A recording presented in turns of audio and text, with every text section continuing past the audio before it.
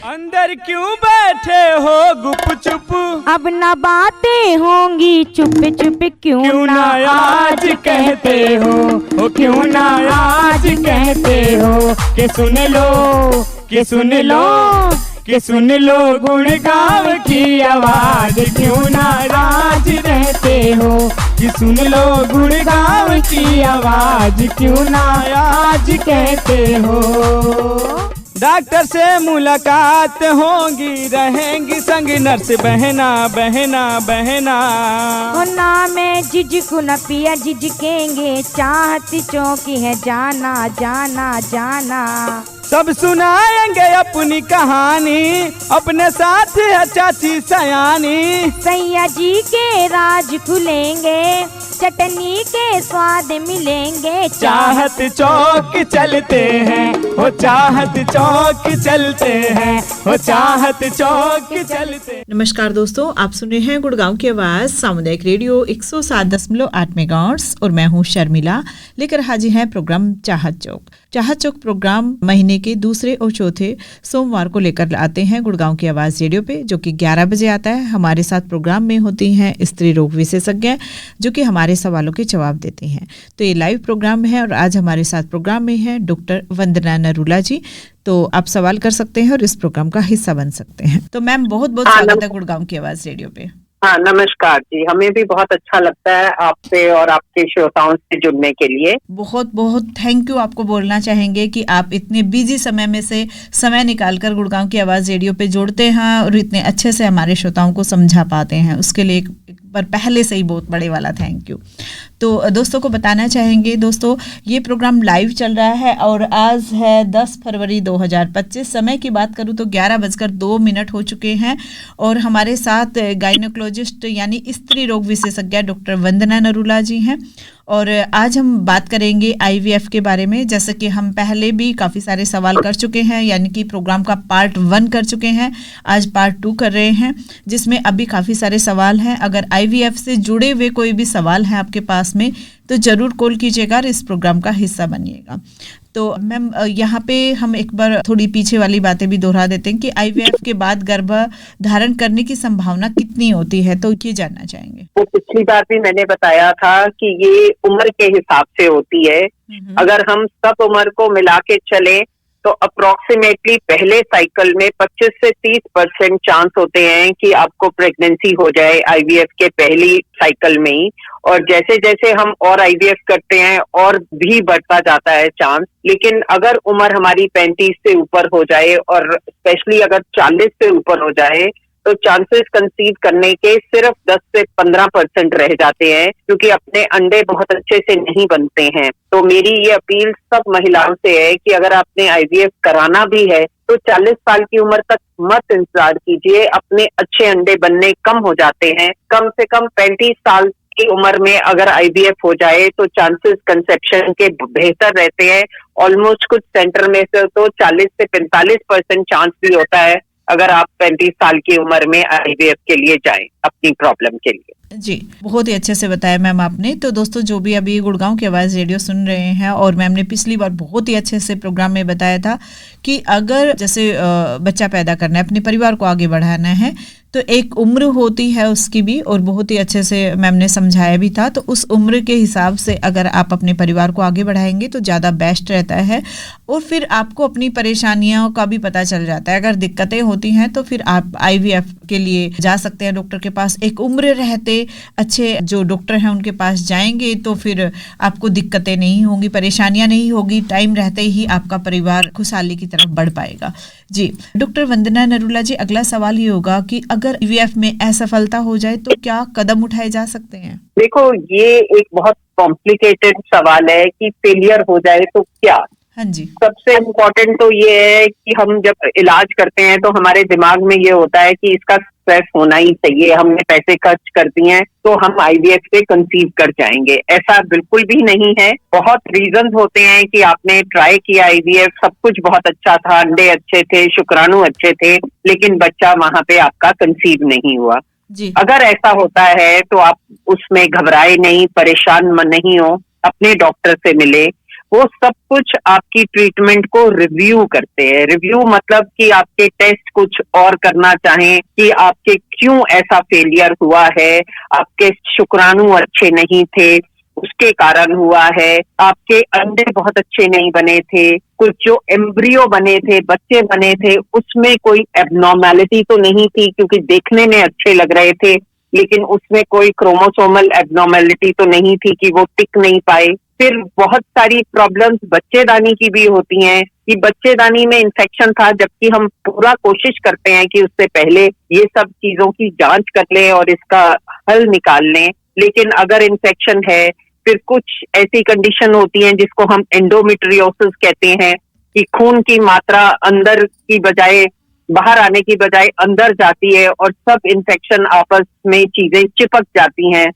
तो ये सब चीजें हमें हिस्ट्रोस्कोपी से पता चलती हैं। वो एक तरह की दूरबीन है जो बच्चेदानी में जाती है और जांच करती है कि बच्चेदानी में जो एम्ब्रियो जाएगा वो वहां टिक पाएगा, कोई इन्फेक्शन है, कोई छोटी गांठ है जिसको हम पॉलिप कहते हैं, आपस में बच्चेदानी चिपकी होती है जिसको हम एडिशंस कहते हैं, वो सब हैं। तो उसको पहले ठीक करके तभी ही हम कोशिश करें कि आईवीएफ करें, नहीं तो जब फेलियर होता है तो सब बहुत परेशान होते हैं, मरीज तो होता है, डॉक्टर भी बहुत परेशान होते हैं, घर वाले भी बहुत परेशान होते हैं। तो ये सब चीजें हमने दोबारा से बैठ के आमने सामने बैठ के रिव्यू करनी है। कुछ टेस्ट रह गए हैं, ब्लड टेस्ट रह गए हैं, वो दोबारा कराएं, अंडे की क्वालिटी देखें, एम्ब्रियो की क्वालिटी देखें, शुक्राणु देखें और बच्चेदानी के इन्फेक्शंस को दूर करें। जी, बहुत बढ़िया मैम, बहुत ही अच्छे से बताया। दोस्तों, ये लाइव प्रोग्राम है और अगर आपके आईवीएफ से जुड़े हुए कोई सवाल हैं तो आप ज़रूर कॉल कर सकते हैं। उसके लिए नंबर होगा 88 00 47 50 80 और दूसरा नंबर 98 73 55 10 78 9873551078। हमारे साथ प्रोग्राम में जुड़ सकते हैं और आईवीएफ के बारे में जो भी आपके मन में सवाल है वो सवाल ज़रूर कीजिएगा और इस प्रोग्राम का हिस्सा बनिएगा, क्योंकि सवाल करते हैं तो जवाब भी बहुत ही अच्छे से निकल कर आते हैं, जैसे कि अभी डॉक्टर वंदना नरूला जी हमारे सवालों के जवाब दे रही हैं। मैम, यहाँ पे हम जानना चाहेंगे कि जैसे ये तो बताइए आपने, जो महिलाएं होती है उनके बच्चादानी में प्रॉब्लम होती है, कुछ कुछ कमियां होती हैं, लेकिन क्या आईवीएफ में केवल महिलाओं के लिए है या पुरुषों के लिए भी इसमें कोई मदद मिलती है? देखो, ये तो दोनों की कमियों को पूरा करने के लिए आईवीएफ का तरीका है।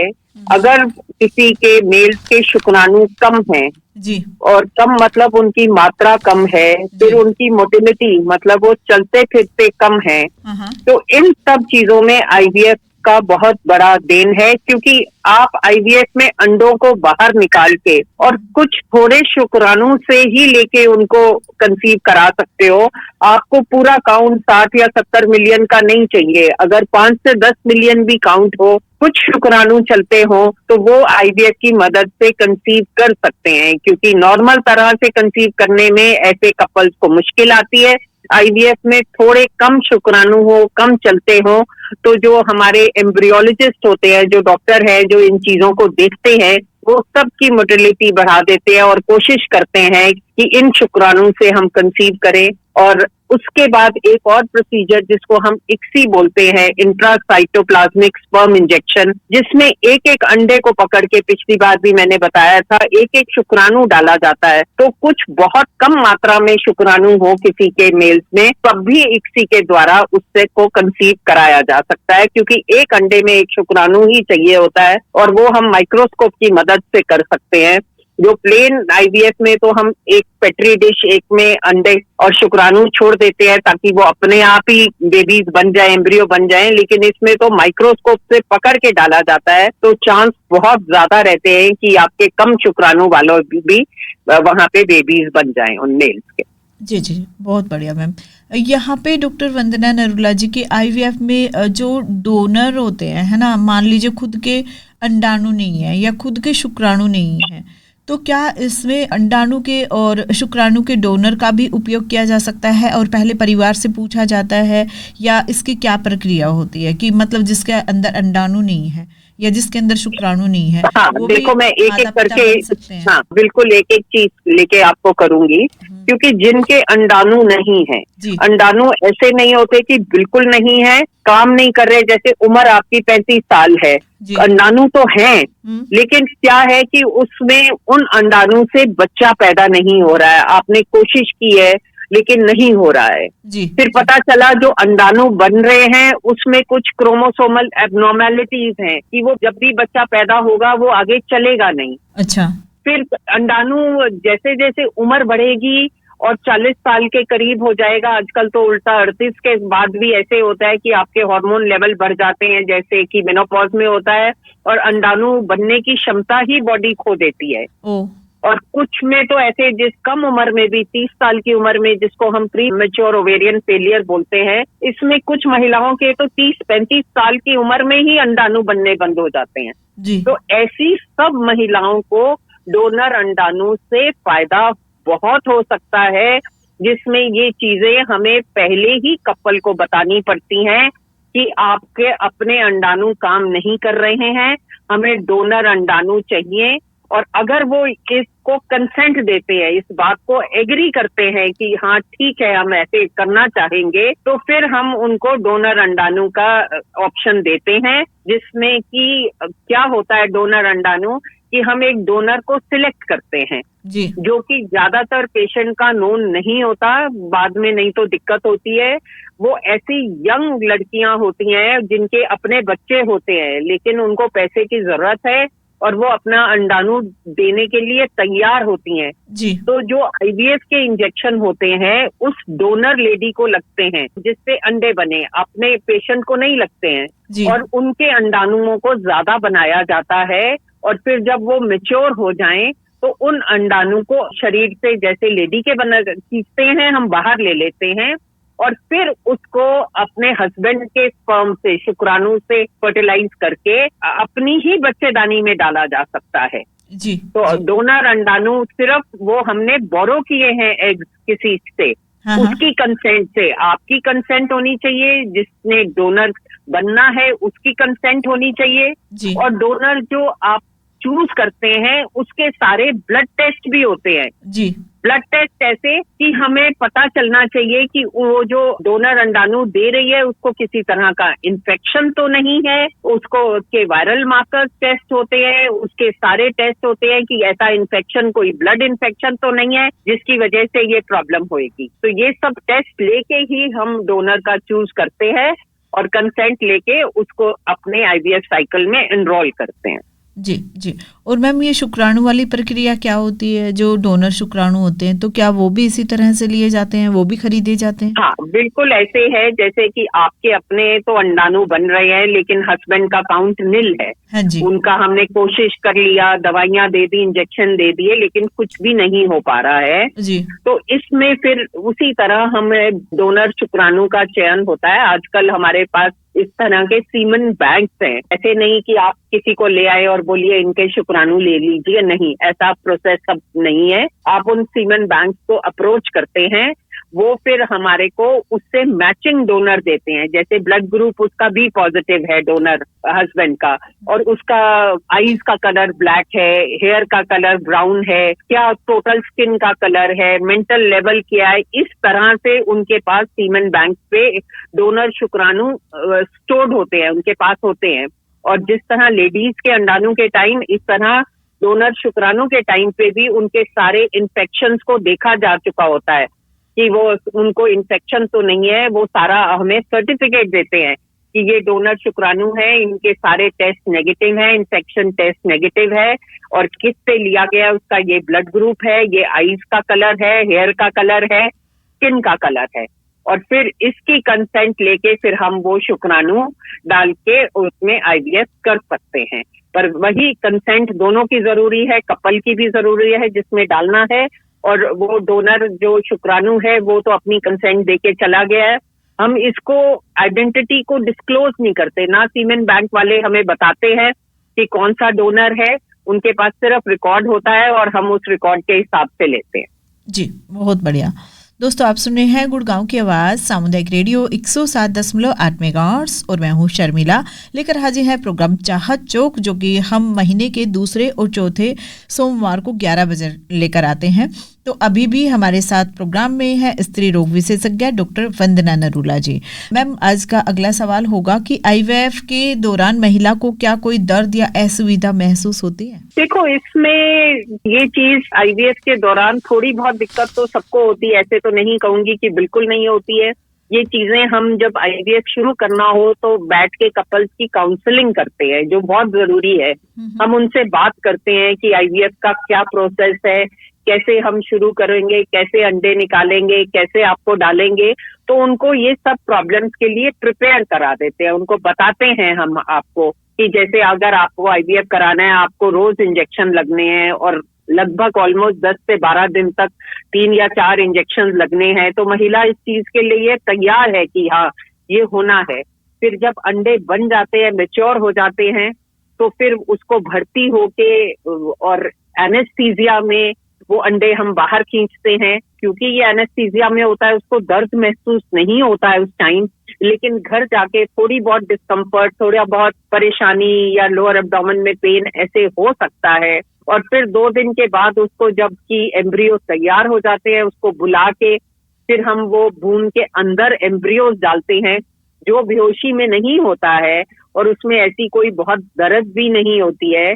पर अगर आपने प्रॉपर काउंसलिंग करी हो कपल्स की कि इस तरह की छोटी मोटी परेशानियां सबके साथ होंगी, ये part and parcel of the normal IVF है कि सबके साथ होता है, तो ये सारी चीजें कपल और महिला बहुत अच्छे से टॉलरेट कर लेती है और परेशान नहीं होती हैं।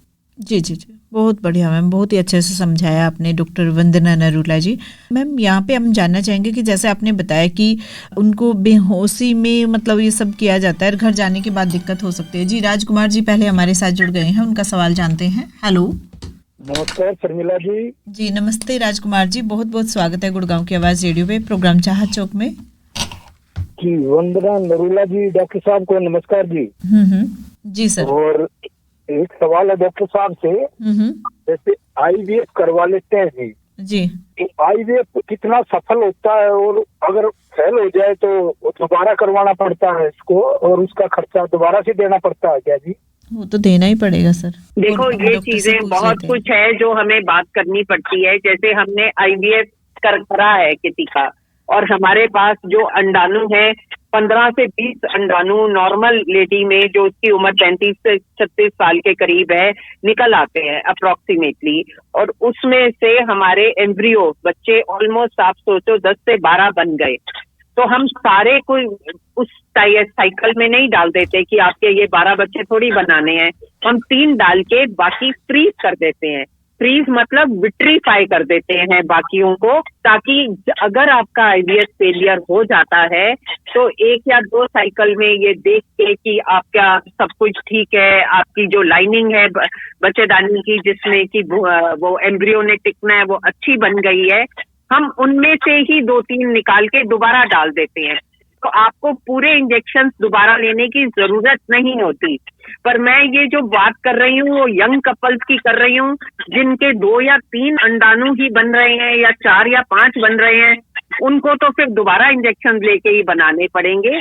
ये तो ज्यादा अगर बन जाए, और हमारी कोशिश होती है कि हम 15 से 20 एग्स अगर बन जाएं तो वो साइकिल 2 या 3 साइकिल में काम आ जाते हैं और फिर चांस हो जाता है उसका कंसीव करने का अगले साइकिल में, जिसमें कॉस्ट में आपको इंजेक्शन की कॉस्ट नहीं होगी, सिर्फ जब हम डाल रहे हैं तभी उसी की कॉस्ट होगी। तो राजकुमार जी, खर्चा तो कुछ ना कुछ तो आएगा, है ना? पूरा उतना का उतना नहीं आएगा। हाँ, मतलब कि जैसे एक साइकिल की कॉस्ट अब अप्रोक्सीमेटली 1.5-2 लाख है, अगले साइकिल में 20-30 हजार में ही काम हो जाता है, क्योंकि आपने सिर्फ लाइनिंग बनानी है और अंडे डालने हैं, एम्ब्रियोज डालने हैं। तो ये डिपेंड करेगा कि आपके कितने अंडाणु बने हैं। अगर हमने विट्रीफाई करके कुछ रखे हुए हैं तो नेक्स्ट साइकिल की कॉस्ट में काफी कमी आ सकती है। तो मैम, ये क्या आप पेशेंट को पहले ही बता देते हो या फिर मतलब वो दोबारा पूछते हैं या ऐसी दिक्कत आती है तब पता चलता है? देखो, आजकल हम लोग कुछ भी छुपाते नहीं है, बहुत ट्रांसपेरेंट काम होता है। अगर एग्स हमारे बने हैं तो वो एम्ब्रियोलॉजिस्ट जो डॉक्टर है जो इसको डील करता है वो सारा कपल को लेके समझाता है कि आपके हमारे अप्रोक्सीमेटली 15 अंडाणु बने हैं, अब कितने बच्चे बनेंगे उसके बाद उसमें से देखेंगे। फिर अगर वो 10 बच्चे बने हैं तो उनको इन्फॉर्मेशन जाती है कि आपके अब इनमें से 10 बच्चे बने हैं और हम डाल रहे हैं, हम 3 बेस्ट लेके डाल रहे हैं और बाकी हम विट्रीफाई कर रहे हैं। तो ये चीजें सब कपल को बताई जाती है, इन राइटिंग होती है, फाइल पे लिखा जाता है कि यस ये स्पर्म ये आपके अंडाणु इतने बने हैं, इतने निकले हैं, इसमें से इतने बच्चे बने हैं और कितने हम उसमें से डाल रहे हैं। तो ये सारी चीजें हम कपल को समझाते हैं और बताते हैं और रिटर्न में देते हैं। जी जी राजकुमार जी। शर्मिला जी एक सवाल और है वंदना नरूला साहब मैडम जी से। जी जैसे कि हमारे नॉर्मल डिलीवरी होती है जी, हमारे मैं तो गाँव देहात से हूँ, गाँव से हूँ, तो हमारे वहाँ 1.25 महीने का एक होता है जी, 1.25 महीने तक उसको चारपाई पर रहते है, वो जच्चा बच्चा बोलते हैं जी। हाँ हाँ। और उसको गोंद वगैरह डालते, उसको घी वाला सामान खूब खिलाते हैं जी हम 1.25 महीने तक। और उसको कोई काम करने नहीं देते। और जिसका IVF हुआ है जी मैडम जी, तो उसको कितने परहेज दिए जाते हैं और कितने दिन में वो स्वस्थ हो सकती है जी, आगे प्रजनन के लिए कब तैयार हो जाएगी जी? ये तो सर आपने एक पूरा टॉपिक ही छेड़ दिया एक तरह से। कहते हैं ना राजकुमार जी कि IVF से अगर कोई बच्चा पैदा कर रहा है तो उसके लिए क्या क्या सावधानियां बरतनी होगी, आप ये कहना चाहते हैं, है ना सर? जी हाँ।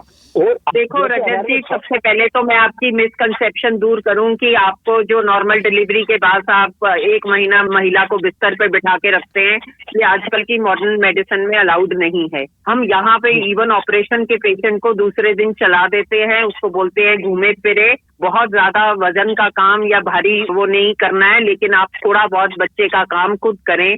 जितना वो चलेगी उतना उसके स्टिचेस बेटर हील होंगे, अंदर खून की सप्लाई बेटर होएगी और आगे भी ठीक रहेगा उसके लिए।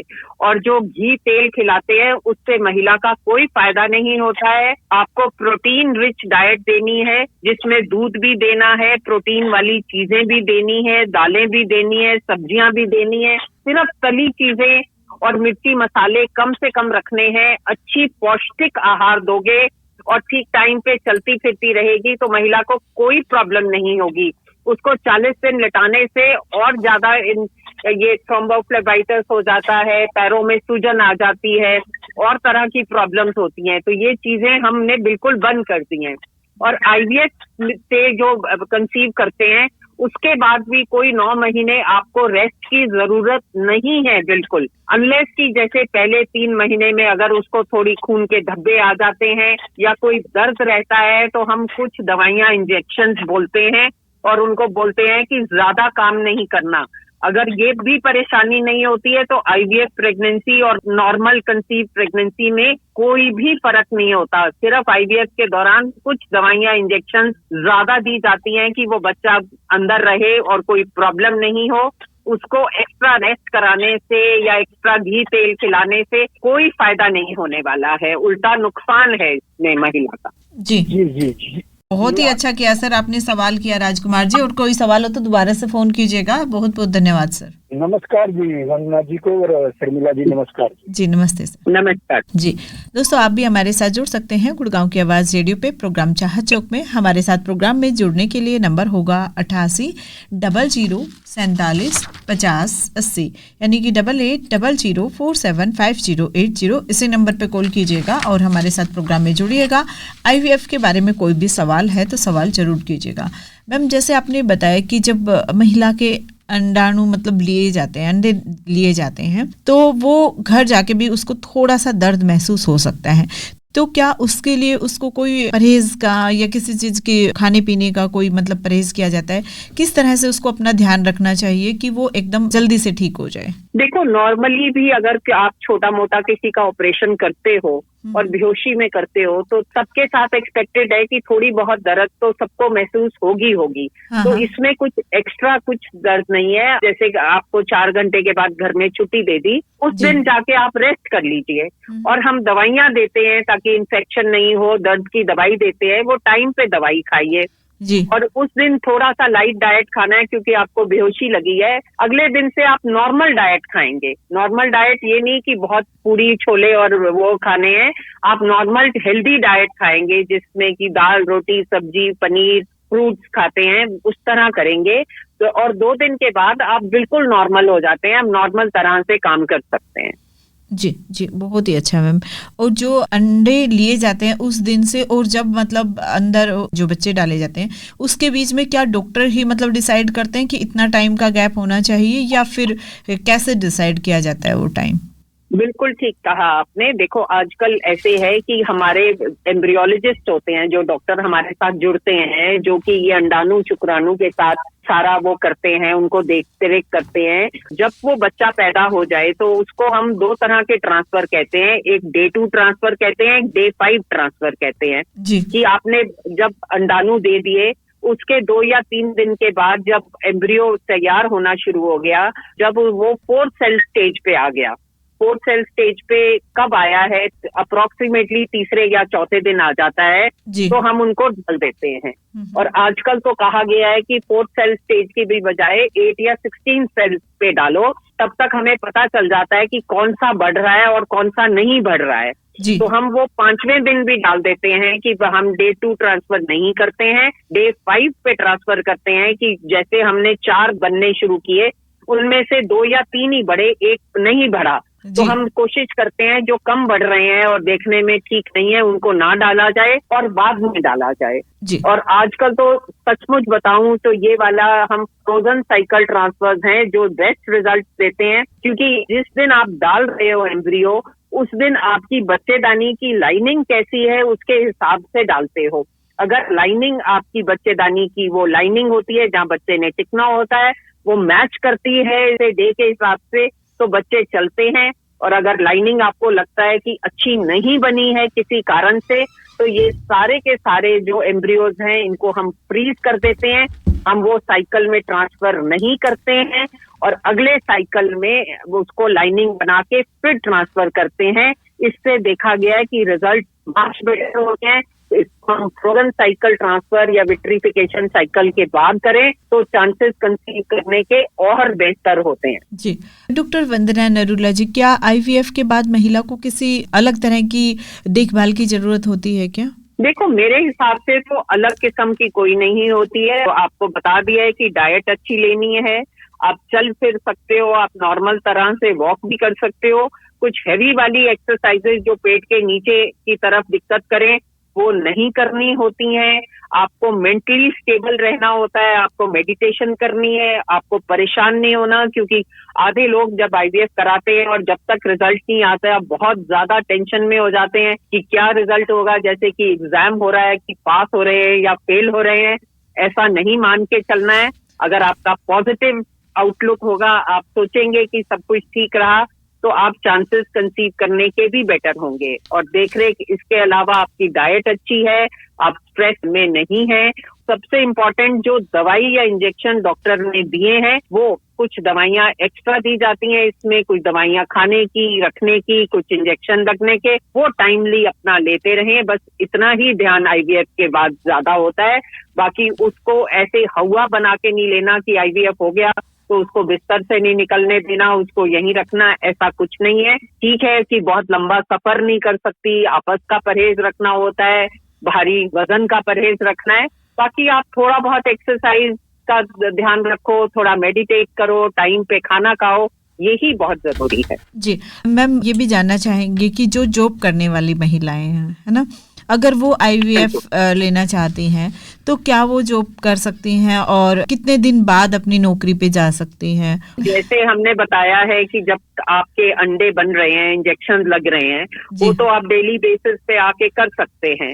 लेकिन जब आपके अंडे निकाले जाते हैं बाहर बेहोशी में और जब तक डाले नहीं जाते, उस 1 हफ्ता उनको छुट्टी पे रहना चाहिए। थोड़ा सा स्ट्रेस ज्यादा होता है अंदर बाहर आने जाने का, तो वो जब अंडे डाल दिए जाएं उसके 2 दिन तक जब आप उनको लगे कि सब कुछ ठीक चल रहा है तो वो वापस अपनी जॉब पे जा सकती हैं। लेकिन हम उनको लिख देते हैं कि लाइट वर्क ओनली, ज्यादा देर नहीं, सुबह से रात तक आप काम करें, थोड़ी देर आप काम कर सकती हैं, वर्क फ्रॉम होम ले सकती हैं।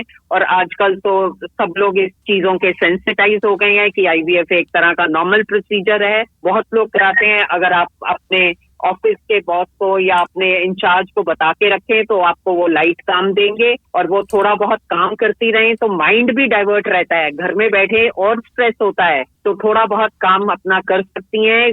ज्यादा वर्क नहीं लें कि सुबह 9 बजे से 9 बजे तक काम कर रही हैं, थोड़े घंटे काम करें, मेरे हिसाब से वो बेहतर है उनके जी। और राजकुमार जी फिर से जुड़ गए हैं मैम। हेलो जी जी, वंदना नरूला जी को नमस्कार और शर्मिला जी एक बार फिर से नमस्कार जी। जी नमस्ते सर, कहिए क्या सवाल है सर? वंदना जी से पूछना है, क्या आईवीएफ इनका हॉस्पिटल है मैडम जी का? अगर कहीं किसी को बताए तो इनकी सहायता लेनी हो तो जी। जी बिल्कुल है सर, इनका हॉस्पिटल सेक्टर 15 में है। सेक्टर 15 गुड़गांव में जी। हाँ जी, मैम के नाम से नरूला हॉस्पिटल नाम से है, वहाँ सेक्टर 15 पार्ट 2 पे। आप वहाँ पे इनसे नंबर लेके बाद में अपॉइंटमेंट लेके मिल सकते हैं। और जी एक सवाल और है छोटा सा, जैसे कि ये आजकल आयुष्मान कार्ड चल रहे हैं जी, क्या वो इसमें लागू होते हैं क्या जी आईवीएफ में? देखो ऐसे है कि हमारी सरकार की तरफ से इनफर्टिलिटी के ऊपर कोई बजट अलॉटेड नहीं है। आप आयुष्मान कहते हैं, नॉर्मल इंश्योरेंस भी इस पे काम नहीं करती है। तो अगर आप आईवीएफ करा रहे हैं आपको अपनी जेब से खर्चा करना पड़ता है, कोई आयुष्मान कार्ड कोई इंश्योरेंस कंपनी इसको फंड नहीं करती है। हमारी देश की पॉपुलेशन पहले ही ज्यादा है तो इसलिए हमारा आईवीएफ इसमें इंक्लूडेड नहीं है।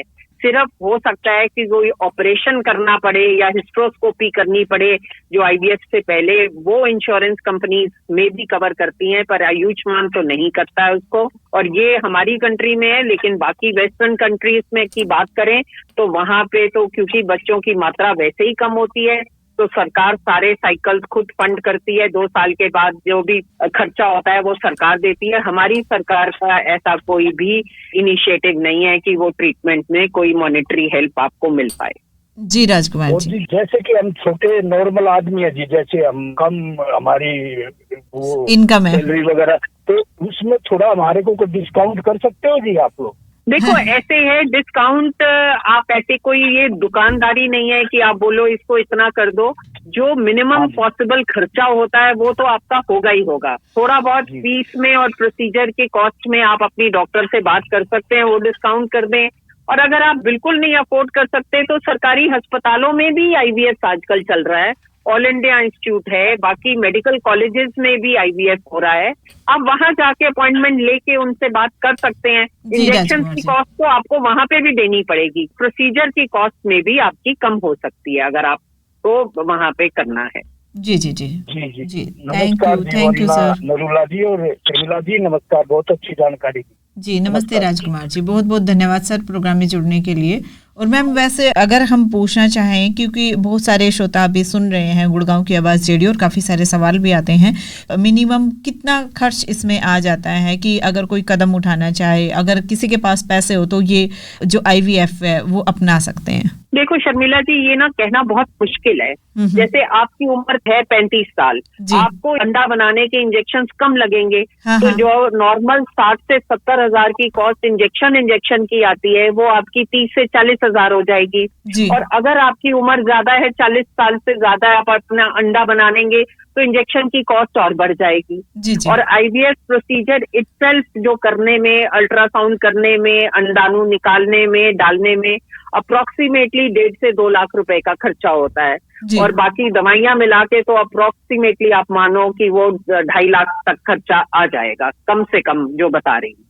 थोड़ा बहुत डॉक्टर आपका डिस्काउंट कर देगा। अगर आपके इंजेक्शन कम लगने हैं तो उसमें आपका खर्चा कम हो जाएगा, इससे ज्यादा तो कम नहीं हो पाएगा। जी जी जी, तो ये मतलब एक तरह से मान सकते हैं अगर किसी के पास 2.5-3 लाख रुपए हैं तो डिलीवरी होने तक का मतलब होना चाहिए इतना पास में? नहीं, डिलीवरी का इसमें कोई इंक्लूडेड नहीं है, ये कंसीव करवा दोगे। अच्छा, उसके बाद डिलीवरी तो आप अपना डॉक्टर के पास जहाँ जाते हो या सरकारी अस्पताल में जाते हो, वहाँ पे आप उसका जो खर्चा उस टाइम होता है वो अलग होता है। जी जी जी जी, ये तो कॉस्ट सिर्फ आईवीएफ प्रोसीजर की बता रही हूँ। जी।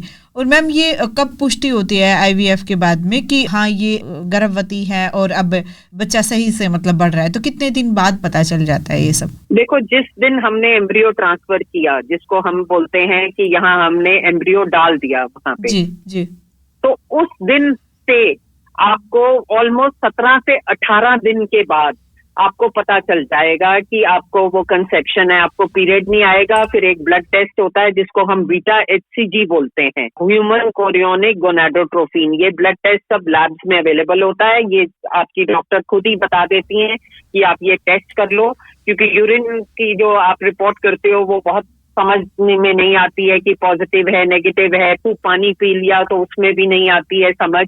तो बीटा HCG का हम टेस्ट करके कंफर्म करते हैं कि कंसेप्शन है, और फिर उसको 48 घंटे के बाद दोबारा रिपीट कराते हैं देखने के लिए कि ये बीटा HCG बढ़ रहा है, डबल हो रहा है। तो इसका मतलब ठीक है, क्योंकि शुरू में अल्ट्रासाउंड में भी आपको नहीं पता चल सकता कि बेबी है या नहीं है। जी, तो जी। ये चीजों का हमें शुरू से ध्यान रखना पड़ता है। और प्लस फिर उसके बाद 10-15 दिन जब ऊपर हो जाए तो तब तो फिर हम अल्ट्रासाउंड करके भी देख सकते हैं कि बेबी है और कैसा बढ़ रहा है। जी, जी, बहुत ही अच्छे से बताया। 10-15 दिन के बाद ही पता चलती है अल्ट्रासाउंड से। शुरू में तो हमें ब्लड टेस्ट से ही कंफर्म करना पड़ता है। जी, जी। तो मैम जो IVF के बाद मतलब प्रेग्नेंट होती है, गर्भवती महिला होती है, तो क्या उसकी विशेष अलग से ध्यान रखा जाता है? मैं तो ज्यादा यही बताऊंगी कि बहुत कुछ हम यहाँ पे इंफॉर्मेशन नहीं दे सकते, क्योंकि इसको मान के फिर वो पेशेंट अपने डॉक्टर के पास जाके ही बात करे कि अब पुष्टि हो गई है, आगे क्या करना है।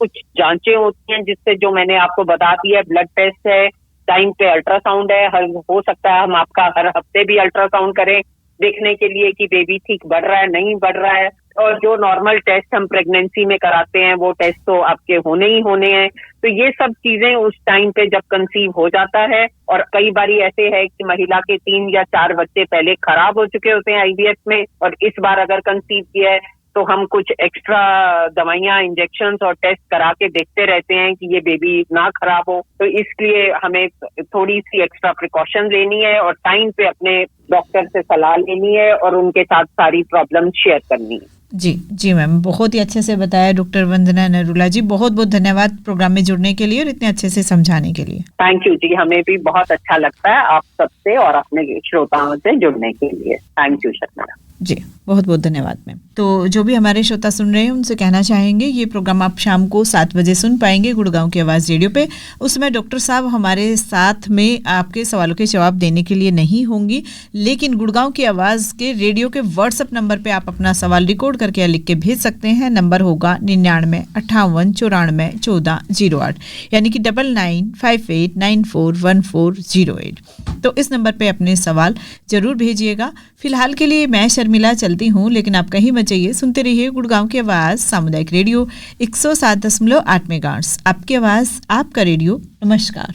अंदर क्यों बैठे हो गुप चुप, अब ना बातें होंगी चुप चुप, क्यों ना आज कहते हो क्यों ना आज कहते हो कि सुन लो कि सुन लो कि सुन लो गुड़गांव की आवाज, क्यों नाराज रहते हो कि सुन लो गुड़गांव की आवाज, क्यों नाराज कहते हो।